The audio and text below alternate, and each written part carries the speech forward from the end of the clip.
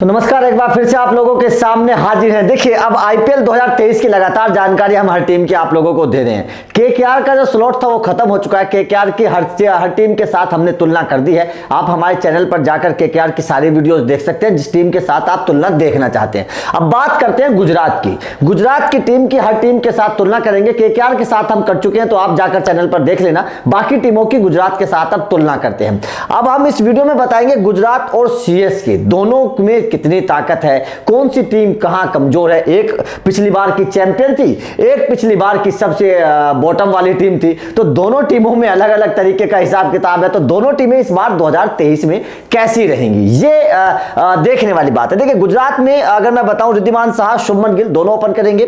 साई सुदर्शन मुझे ऐसा लगता है नंबर 3 पर, क्योंकि इस वक्त शानदार फॉर्म में, बेहतर फॉर्म में। मेरे हिसाब से साई सुदर्शन को खिलाना चाहिए, अभिनव मनोहर जैसे खिलाड़ी को मौका देना चाहिए। मेरे हिसाब से इन दोनों खिलाड़ियों को अगर खिलाएगी गुजरात तो बेहतर होगा। हालांकि मैथ्यू वेड है, लेकिन मुझे नहीं लगता मैथ्यू वेड को खिलाना चाहिए। मैथ्यू वेड को बैकअप ओपनर के तौर पर आप रख सकते हैं, बैकअप विकेट कीपर के तौर पर आप रख सकते हैं, लेकिन मेरे हिसाब से मैथ्यू वेड को आप फ्रंट लाइन मत रखिए। पिछली बार में आपको नुकसान हुआ था। अब यहां पर नंबर 4 पर हार्दिक रहेंगे, नंबर 5 पर मिलर, नंबर 6 पर राहुल तेवतिया, नंबर 7 पर राशिद खान, नंबर 8 पर मोहम्मद शमी, उसके बाद में यश दयाल, जोसफ और साई किशोर। ये रहेगी गुजरात की टीम। अब सीएसके के बारे में बता देते हैं। सीएसके में डेविन कॉनवे, गायकवाड़ ओपन करेंगे। नंबर 3 पर रायडू ही आएंगे मुझे ऐसा लगता है। नंबर 4 पर शिवम दुबे, पिछली बार खिलाया था, कई अच्छी पारियां शिवम दुबे ने खेली भी थी और उनको ऊपर प्रमोट किया भी जा रहा है। तो मेरे हिसाब से वही होगा, शिवम दुबे को नंबर 4 पर। नंबर 5 पर धोनी। मैं चाहता हूं धोनी जितना ऊपर आए उतना बेहतर होगा, क्योंकि धोनी को बहुत नीचे खिलाना भी मेरे हिसाब से गलत है। उसके बाद में आप मोइन अली को, अगर धोनी फेल हो जाते हैं तो फिर मोइन अली को आप आजमा लीजिए मेरे हिसाब से, क्योंकि वो इस वक्त शानदार फॉर्म में, और मोइन अली को फिर आजमा लीजिए, मेरे हिसाब से बेहतर होगा। उसके बाद में जडेजा को रखिए, क्योंकि जडेजा का भी फॉर्म भी उतना बेहतर नहीं है और चोटिल होकर वापस आएंगे तो मुझे नहीं लगता कि उस तरीके से फॉर्म दिखाएंगे। तो जडेजा को आप नंबर 7 पर रखिए। नंबर 8 पर दीपक चार होंगे, इस बार फिट है तो मेरे खेलते हुए नजर आएंगे। नंबर 9 पर मुकेश चौधरी, पिछली बार के हीरो, जाहिर तौर पर शानदार गेंदबाज है। नंबर 10 पर पेटोरियस को मौका मिल सकता है, डेथ ओवर के अच्छे गेंदबाज हैं, बेहतर गेंदबाजी 2022 में भी की थी। और नंबर 11 पर महेश तीक्ष्णा खेलते हुए आपको नजर आएंगे। तो ये टीम दोनों की हो सकती है। अब बात करते हैं दोनों टीमों में ताकत और कमजोरी की। कौन सी टीम कहां ताकतवर है, कहां कमजोर है, क्या करना चाहिए दोनों टीमों को। तो देखिए, सबसे पहले ओपनर के तौर पर करते हैं डेविन कॉनवे और गायकवाड़, और यहां पर रिद्धिमान साहा, शुभमन गिल। मेरे हिसाब से मुझे ओपनिंग जोड़ी जो है, वो ओपनिंग जोड़ी मुझे सीएसके की मजबूत नजर आ रही है। हालांकि रिद्धिमान साहा, गिल है, गिल अच्छी फॉर्म में है, बहुत अच्छे रन भी बना रहे हैं टीम इंडिया के लिए। शुभमन गिल बहुत बेहतर तरीके से अर्धशतक लगाते जा रहे हैं, लेकिन यहां पर कॉनवे भी बहुत घातक फॉर्म में है, ऋतुराज गायकवाड़ भी बहुत बेहतर फॉर्म में। और दोनों की अगर स्ट्राइक रेट को मैं देखूं, जिस तरीके से दोनों खेलते हैं, तो 140-45 के हिसाब से दोनों खेलते हैं। ये 125-30 के वाले खिलाड़ी हैं। तो मेरे हिसाब से ओपनर के तौर पर मैं सीएसके को आगे रखूंगा यहां पर ओपनर के तौर पर। अब बात आती है नंबर 3 की। देखिए, नंबर 3 पर यहां पर रायडू है और यहां पर साई सुदर्शन या फिर आपके अभिनव मनोहर आएंगे। ये दोनों खिलाड़ी मुझे बेहतर नजर आते हैं, दोनों खिलाड़ी कमाल के नजर आते हैं। जबकि रायडू वो फॉर्म रायडू की नहीं है, वो बल्लेबाजी रायडू की नहीं है। मैं तो बोलता हूं कि रायडू को यार मतलब रिप्लेसमेंट खिलाड़ी के तौर पर आप रखें तो बेहतर होगा सीएसके वालों के लिए, क्योंकि क्या आपको लगता है कि रायडू उस तरीके की बल्लेबाजी कर पाएंगे? मुझे लगता है नहीं। तो यहां पर नंबर 3 का जो पोजीशन है वो मैं साई सुदर्शन इनको ऊपर रखूंगा। गुजरात को मैं नंबर 3 पर ऊपर रखूंगा, क्योंकि साई सुदर्शन ने रन बनाए हैं, डोमेस्टिक क्रिकेट में कमाल करके दिखाया और कमाल की बल्लेबाजी कर रहे हैं। तो इसीलिए यहां पर मैं ऊपर रखूंगा। अब नंबर 4 की बात आती है हार्दिक और शिवम दुबे। तो नो डाउट किसी भी जगह हार्दिक पांड्या ऊपर है, किसी भी जगह हार्दिक पांड्या ऊपर है। ये भी बात बल्लेबाजी की कर लीजिए, बात गेंदबाजी की कर लीजिए, फिनिशिंग की कर लीजिए, हर क्षेत्र में हार्दिक पांड्या अव्वल है। यहां पर नंबर 4 पर शिवम दुबे से अगर यहां पर आप मोइन अली को भी रखते तो मैं मोइन अली से भी हार्दिक पांड्या को ऊपर रखता, क्योंकि वो मैच्योरिटी दिखाई है हार्दिक पांड्या ने। बात गेंदबाजी की करिए, बल्लेबाजी की करिए या फिर कप्तानी की करिए, बेहतर तरीके से खेल दिखाया। अब नंबर 5 पर आते हैं दो दिग्गज, मिलर और धोनी। देखिए, अगर मैं फॉर्म को देखूं, हाल की फॉर्म को देखूं, तो मिलर नो डाउट बहुत बड़े खिलाड़ी हैं, रन भी बना रहे हैं, लेकिन धोनी ने जो करके दिखाया है अपने करियर में वो कमाल है। वो मतलब वो ताकत है उनके अंदर मैच पलटने की, वो ताकत है उनके अंदर कुछ भी करने की। लेकिन कप्तान के तौर पर महेंद्र सिंह धोनी बहुत बड़े हैं, वो अपने दिमाग से काम करते हैं। हैं, तो यहां पर भी टक्कर बराबर के, लेकिन क्योंकि बल्लेबाजी बेहतर है मिलर की, इसीलिए क्योंकि धोनी बल्लेबाजी उस तरीके की नहीं कर पा रहे हैं, तो इसीलिए मिलर को ऊपर रखेंगे। नंबर 6 पर राहुल तेवतिया और मोइन अली, ये बड़ी दिलचस्प टक्कर होने वाली है, बहुत दिलचस्प टक्कर होने वाली है मोइन अली और राहुल तेवतिया की। देखिए अब मैं जो आप लोगों को बताऊंगा आंकड़े, तो शायद आप लोग, बहुत से लोग मुझसे शायद इत्तेफाक नहीं रखेंगे, कुछ लोग हो सकता है कि नाराज हो जाए, लेकिन आप लोगों को एक चीज समझनी चाहिए कि खिलाड़ी कौन बड़ा, खिलाड़ी वो बड़ा जो मैच जीता जिताए, खिलाड़ी वो बड़ा जो बेहतर प्रदर्शन करके दिखाए, खिलाड़ी वो बड़ा जो मुश्किल वक्त में अपनी टीम के काम आए, वो खिलाड़ी हमेशा मेरी नजर में बड़ा होता है। आपकी नजर में भी शायद वही खिलाड़ी बड़ा होता होगा, नाम से नहीं काम से जाना जाना चाहिए खिलाड़ी। अब यहां पर क्या है, मोइन अली नो डाउट बहुत बड़े खिलाड़ी हैं, लेकिन मोइन अली 2022 में भी खेले सीएसके के लिए, कितने मैच सीएसके को मोइन अली ने जिताए आप बताइए, सीएसके को कितने मैच निकलते हुए मोइन अली ने जिताए। अगर मोइन अली इतने बड़े खिलाड़ी हैं तो सीएसके इतने डाउन पर नहीं रहती ये 2022 में, जबकि राहुल तेवतिया ने कम से कम 3 मैच अपने दम पर 2022 में गुजरात टाइटंस को जिताए हैं। कई बार तो ऐसे हारते हुए मैच राहुल तेवतिया ने जिताए, जैसे 2 छक्कों की बात कर लीजिए, आखिरी 2 गेंदों पर जो 2 छक्के लगाए, बड़ा मुश्किल था, बहुत से बल्लेबाज नहीं कर पाएंगे उस कारनामे को, लेकिन राहुल तेवतिया ने वो करके दिखाया। तो अगर गुजरात जीती 2022 में, अगर गुजरात फाइनल तक पहुंची, उसके बाद में चैंपियन बनी, तो उसमें राहुल तेवतिया का बहुत बड़ा रोल था, बहुत बड़ा किरदार राहुल तेवतिया का था उसमें। निचले क्रम पर आकर जिस तरीके की वो पारी खेलते थे, जिस तरीके से गुजरात के लिए रन बनाते थे, वो चैंपियन के खिलाड़ी की निशानी है। तो इसीलिए मैं मोइन अली से भी राहुल तेवतिया को ऊपर रखूंगा, क्योंकि राहुल तेवतिया ने अपनी टीम को चैंपियन बनाया है, राहुल तेवतिया ने अपनी टीम के लिए मैच जिताए हैं। मोइन अली नाम बड़ा है, अंतरराष्ट्रीय लेवल के खिलाड़ी हैं, राहुल तेवतिया को टीम इंडिया में मौका नहीं मिला, नो डाउट मोइन अली का स्टेटस बड़ा है, लेकिन कितने मैच विनर हैं वो, ये बहुत बड़ा सवाल खड़ा होता है। तो यहां पर राहुल तेवतिया मुझे ऊपर नजर आते हैं, और आप लोग भी मेरी बात से सहमत होंगे, क्योंकि राहुल तेवतिया ने मैच जिताकर दिखाए हैं अपनी टीम को, ये सबसे बड़ी बात, और इसीलिए मैं राहुल तेवतिया को ऊपर रखूंगा। अब बात आती है नंबर 7, राशिद खान और रविंद्र जडेजा। देखिए नो डाउट दोनों गेंदबाजी भी करते हैं, दोनों बल्लेबाजी भी करते हैं, लेकिन वही बात फिर आ जाती है कि जडेजा नो डाउट बड़े खिलाड़ी हैं, बहुत टीम इंडिया के एक अहम खिलाड़ी हैं, लेकिन कितने मैच जडेजा ने भी जिताए। 2022 में बल्ले से काम ही नहीं कर पाए, कप्तानी से भी हाथ धोना पड़ा, बहुत बुरी हालत हुई, गेंदबाजी से विकेट नहीं चटका पा रहे थे, बल्ले से रन नहीं बना पा रहे थे, जबकि राशिद खान ने भी बहुत बेहतर प्रदर्शन कर किया। और एक ऐसे खिलाड़ी हैं राशिद खान जो दबाव बनाकर रखते हैं विपक्षी बल्लेबाजों पर जब गेंदबाजी करते हैं, और शॉट्स उनके पास बहुत अलग अलग तरीके के हैं। तो नो डाउट जडेजा बड़े हैं, लेकिन यहां पर मैं राशिद खान को ऊपर रखूंगा मेरे भाई, क्योंकि आप लोग भी, बहुत सारे लोग इत्तेफाक रखेंगे, फॉर्म और फिटनेस दोनों को अगर देखूं तो राशिद खान मुझे बेहतर नजर आते हैं, फॉर्म भी बेहतर है और फिटनेस भी, जबकि जडेजा की फॉर्म भी उनके साथ नहीं है और फिटनेस तो चोटिल होकर वो आ ही रहे हैं वापस, तो क्या उस तरीके की गेंदबाजी कर पाएंगे, बल्लेबाजी कर पाएंगे, मुझे डाउट है। तो इसीलिए राशिद खान को मैं ऊपर रखूंगा रविंद्र जडेजा से भी। ये भी आप लोग मुझसे शायद सहमत होंगे, इस बात को भी अगर आप समझेंगे, फॉर्म और फिटनेस की बात को अगर आप समझेंगे तो आप लोग मुझसे सहमत होंगे कि राशिद खान ऊपर है।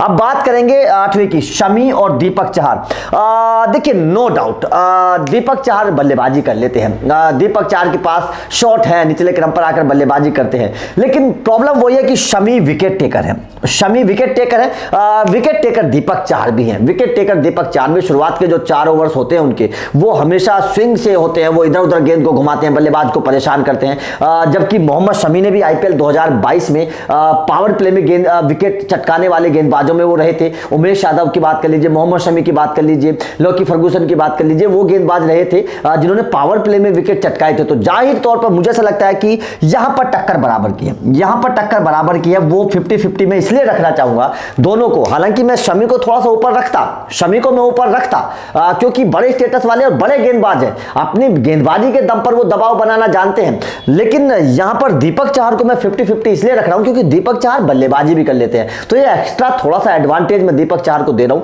इसलिए मैं 50-50 इस 8वें नंबर की टक्कर में कर रहा हूं, क्योंकि गेंदबाज तो अच्छे ही हैं, नो डाउट वो बल्लेबाजी भी कर लेते हैं, तो ये थोड़ा सा एक्स्ट्रा एडवांटेज मैं दीपक चहर को देता हूं। तो 8वें नंबर की जो टक्कर है वो 50-50 में कर रहा हूं। अब बात आते नंबर 9 की, यश दयाल और मुकेश, दोनों नौजवान खिलाड़ी हैं, दोनों नौजवान खिलाड़ी, दोनों ने बढ़िया प्रदर्शन करके दिखाया 2022 में यार। दोनों देखिए स्विंग के मास्टर हैं, दोनों स्विंग भी करते हैं, गेंद को इधर उधर लहराते हैं। दोनों ने आईपीएल 2022 में कमाल का प्रदर्शन करके दिखाया था अपनी अपनी टीमों के लिए। दोनों ने विकेट चटकाए थे और दोनों ही होनहार खिलाड़ी हैं, कमाल के गेंदबाज हैं दोनों। आने वाले भविष्य के हो सकता है कि स्टार हो। लेकिन यहां पर अगर मैं बात करूं दोनों की, तो देखिए इन दोनों को भी मैं किसी को कमजोर नहीं आंकूंगा, दोनों को 50-50 रखूंगा। यहां पर भी नंबर 9 पर भी दोनों टीमें बराबर है। मुकेश चौधरी और यश दयाल दोनों खिलाड़ियों को मैं बराबर रखूंगा। दोनों ने कमाल का प्रदर्शन करके दिखाया था, दोनों ने शानदार गेंदबाजी की थी, दोनों बेहतर गेंदबाज के तौर पर अपनी अपनी टीम के लिए सामने आए थे। नंबर 10 विदेशी खिलाड़ियों की लड़ाई नंबर 10 प्रेटोरियस और अल्जरी जोसेफ। दोनों खिलाड़ी गेंदबाज हैं, बेहतर हैं, लेकिन यहां पर मैं जोसेफ को ऊपर रखना चाहूंगा मेरे भाई। नो डाउट देखिए प्रेटोरियस ने अच्छी गेंदबाजी की, बहुत बढ़िया गेंदबाजी की, इसमें कोई शक नहीं है, लेकिन जोसेफ के पास विकेट लेने की कला ज्यादा है। जोसेफ के पास क्या है, वो शुरुआत के ओवर्स में भी गेंदबाजी करते हैं। आपने देखा 2022 में जोसेफ ने शुरुआत के ओवर्स में भी, पावर प्ले में भी गेंदबाजी की और बाद के ओवर्स में भी गेंदबाजी करते हैं। ऊंचे कद के गेंदबाज हैं, उछाल उनको मिलता है, रफ्तार उनके पास है, बहुत बेहतर वेरिएशंस जोसेफ के पास है। वेस्टइंडीज के लिए लगातार बेहतर प्रदर्शन करते हुए आए हैं। तो यहां पर मैं और 2022 में कमाल का प्रदर्शन करके दिखाया था जोसेफ ने लगातार सारे मैचेस में, तो यहां पर जोसेफ को मैं ऊपर रखना चाहूंगा। प्रेटोरियस के पास उतनी रफ्तार नहीं है। प्रेटोरियस डेथ ओवर के अच्छे गेंदबाज है, पावर प्ले के शुरुआत के पावर प्ले के गेंदबाज वो नहीं है, वहां पर उनको पिटाई हो जाएगी और पावर प्ले में वो गेंदबाजी ज्यादा करते भी नहीं है, तो इसलिए वो डेथ ओवर के केवल एक ही जगह वो गेंदबाजी कर सकते हैं 10 ओवर के बाद। जबकि जोसेफ आपको दोनों जगह गेंदबाजी करके दे सकते हैं, वो शुरुआत में भी कर सकते हैं और आखिर में भी कर सकते हैं, इसलिए मैं जोसेफ को ऊपर रखना चाहूंगा प्रेटोरियस से। प्रेटोरियस केवल डेथ ओवर के गेंदबाज मुझे नजर आते हैं, रफ्तार उनके पास उतनी नहीं है। तो यहां पर अब नंबर 11 की बात करते हैं। साई किशोर और तीक्ष्णा, दोनों बहुत भाई कड़ी टक्कर है, बहुत कड़ी टक्कर है इन दोनों गेंदबाजों के तौर पर।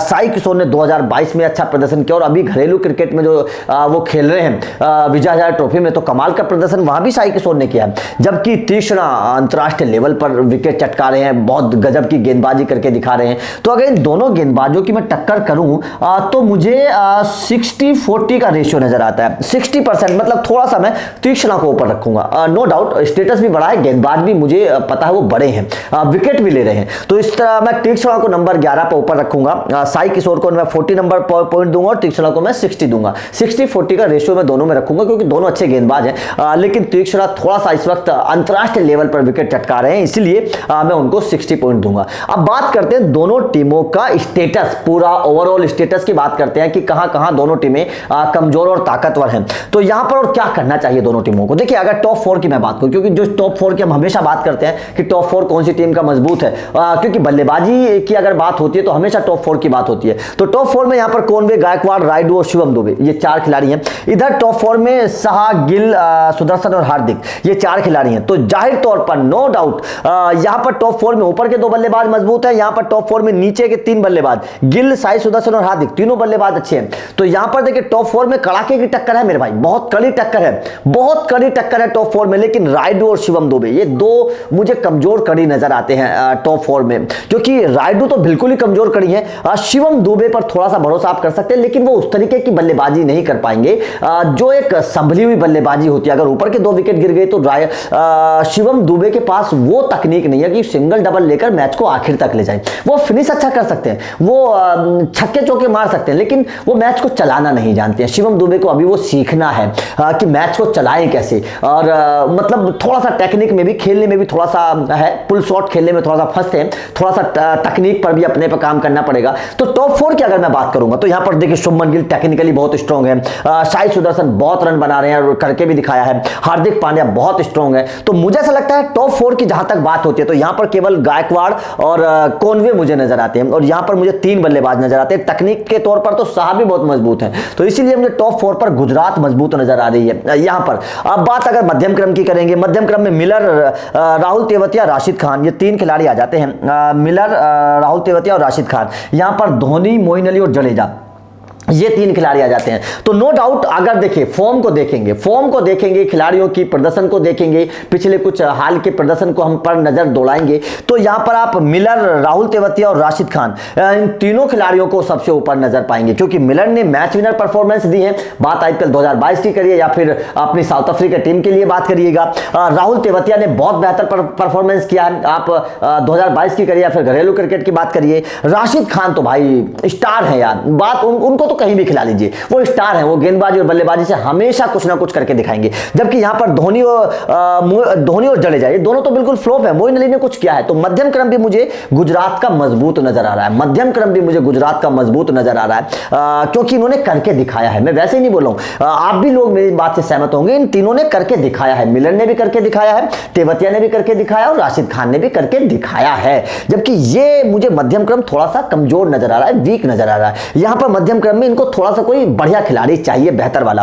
अब यहां पर बात करते हैं स्पिनर्स के तौर पर अगर मैं बात करूं तो यहां पर राशिद खान है और साई सुदर्शन है। यहां पर मुझे केवल तीक्ष्णा ऐसे नजर आ रहे हैं जो विकेट चटकाते हुए नजर आ रहे हैं, बस केवल तीक्ष्णा। जबकि यहां पर दो बड़े खिलाड़ी हैं, तो स्पिनर के तौर पर भी नो डाउट गुजरात की टीम सबसे बेहतर मुझे नजर आती है। स्पिनर के तौर पर जिस टीम में राशिद खान जैसा गेंदबाज हो, नो डाउट वो टीम हमेशा ऊपर ही रहती है स्पिन के तौर पर। और जबकि साई किशोर ने उनका अच्छा साथ दिया था 2022 में, तो इसीलिए ये दोनों स्पिनर बेहतर कर रहे हैं। तो मुझे ऐसा लगता है कि ये एक अच्छी टीम स्पिनर के तौर पर भी मुझे नजर आ रही है। अब बात तेज गेंदबाजी की कर लेते हैं, तेज गेंदबाजी का कंपेयर करते हैं। तो तेज गेंदबाजी में नो डाउट हार्दिक पांड्या, आपको याद होगा 2022 के फाइनल में 3 विकेट चटकाए, तो टीम इंडिया के लिए भी विकेट चटका रहे हैं, तो एक अलग से तेज गेंदबाजी की ताकत हार्दिक पांड्या बनते हैं अपनी टीम की।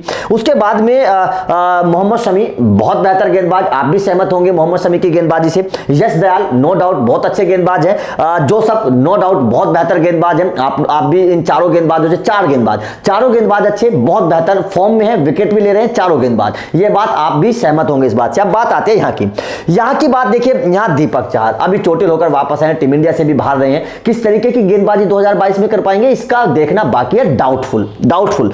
उसके बाद में मुकेश चौधरी, हाँ ये अच्छा गेंदबाज है, इस गेंदबाज ने अच्छी 2022 में भी की थी और गेंदबाजी अच्छी कर सकता है। पिटोरियस फिर एक डाउटफुल थोड़ा सा कि 2022 में कैसी गेंदबाजी कर पाएंगे, क्या पिटोरियस को मौका मिलेगा भी या नहीं मिलेगा, ये भी एक बहुत बड़ा सवाल है। तो यहां पर जो है ना तेज गेंदबाजी के तौर पर भी थोड़ा सा भी डाउट है सीएसके में। अगर मैं दीपक चहर, बस केवल मुकेश चौधरी को अगर छोड़ दूं, तो दीपक चहर और पिटोरियस आप दोनों पर डाउट करेंगे, दोनों को मुझे ऐसा नहीं लगता कि दोनों उस तरीके की बेहतर गेंदबाजी कर पाएंगे। यहां पर मोइन अली जरूर इनके पास स्पिन के तौर पर और शिवम दुबे थोड़ा सा हल्का सा तेज गेंदबाजी के तौर पर मुझे नजर आते हैं, लेकिन इन पर भी आप उतना भरोसा नहीं जता पाएंगे जितना मतलब निचले क्रम पर आप जो सोच रहे हैं। तो मेरे हिसाब से तेज गेंदबाजी में भी सीएसके को अभी काम करना पड़ेगा, क्योंकि आपके पास केवल एक मुकेश चौधरी गेंदबाज है जिस पर आप भरोसा जता सकते हैं कि हाँ ये 4 ओवर में मुझे बेहतर प्रदर्शन करके दिखाएगा। लेकिन दीपक चहर डाउटफुल है, अभी उस तरीके का प्रदर्शन कर नहीं पाए हैं, टीम इंडिया से भी बाहर रहे हैं। और पिटोरियस भी क्या खेलेंगे नहीं खेलेंगे हर मैच में, क्या उनकी जगह कोई दूसरा गेंदबाज आएगा, ये अभी भी डाउटफुल है। तो यहां पर मुझे तेज गेंदबाजी में भी गुजरात की टीम मजबूत नजर आ रही है, इस बात से आप भी सहमत होंगे। तो सबसे बड़ा सवाल यही है कि गुजरात की टीम जो पिछली बार चैंपियन थी, बस गुजरात की टीम को एक काम करना पड़ेगा कि ओपनर के तौर पर इनको कोई धुआंधार, बस क्योंकि गिल और साहा दोनों 125-30 की रफ्तार से खेलने वाले खिलाड़ी हैं, यहां पर इनको अगर एक तेज तदार ओपनर मिल जाए तो मेरे हिसाब से मजा आ जाएगा गुजरात की टीम का। वो शुरुआत में 150-60 की स्ट्राइक रेट से खेलने वाला एक बल्लेबाज इनको चाहिए जो आकर तेज तदार शुरुआत दे और पावर प्ले में रन बनाए। बाकी गुजरात की टीम मुझे बहुत मजबूत नजर आ रही है, बहुत सॉलिड नजर आ रही है और सीएसके को अभी भी काम करना होगा। नंबर 3 पर रायडू को रिप्लेस करना होगा, किसी नौजवान अच्छे खिलाड़ी को, तेज तदार खिलाड़ी को खरीदना पड़ेगा, वरना रायडू लुटिया डुबा देंगे। शिवम दुबे का रिप्लेसमेंट अगर बहुत अच्छा होगा, अगर मिल जाए कोई बढ़िया खिलाड़ी मिल जाए जो टेक्निकली स्ट्रांग हो, बहुत मजबूत खिलाड़ी हो जिस पर भरोसा आप कर सके, तो मेरे हिसाब से बहुत बढ़िया होगा। जडेजा पर सवाल है, क्या उस तरीके की फॉर्म में जडेजा रहेंगे, क्योंकि आईपीएल 2022 और उसके बाद से टीम इंडिया के लिए एक बस केवल पाकिस्तान वाली पारी अगर छोड़ दें एशिया कप में, उसके बाद में जडेजा ने कुछ करके किया नहीं है, लगातार बाहर रहे हैं चोटिल हुए। तो यहां पर भी एक सवाल है, जडेजा के ऊपर भी सवाल है, सवाल दीपक चहर के ऊपर भी है, क्योंकि वो भी नहीं खेले हैं, 2022 आईपीएल नहीं खेले, उसके बाद से टीम इंडिया के लिए भी 1-2 मैच खेले। तो दीपक चहर की फिटनेस और फॉर्म पर भी बहुत बड़े सवाल हैं। तो यहां पर सीएसके के ऊपर सवाल बहुत है, जबकि जीटी की टीम मुझे एक संतुलित और मजबूत और फॉर्म वाली टीम नजर आ रही है, फिटनेस वाली टीम नजर आ रही है। कोई सवाल नहीं है, बस केवल ओपनर एक तेज तर्रार इनको मिल जाए। जीटी की टीम बहुत सॉलिड है। तो आपका इस कंपेयर पर क्या कहना है और आप दोनों में से किस टीम को मजबूत समझ रहे हैं, कमेंट करके जरूर बताइएगा। वीडियो अच्छी लगी हो तो लाइक करिएगा, शेयर करिएगा, चैनल को सब्सक्राइब जरूर कर लेना, क्योंकि आईपीएल 2023 में हर टीम का कंपेयर हम आपको बताएंगे, हर टीम की वीडियो बनाएंगे, गुजरात की सारी टीमों के साथ कंपेयर करके वीडियो बनाएंगे। तो चैनल को सब्सक्राइब जरूर कर लेना। Thank you very much.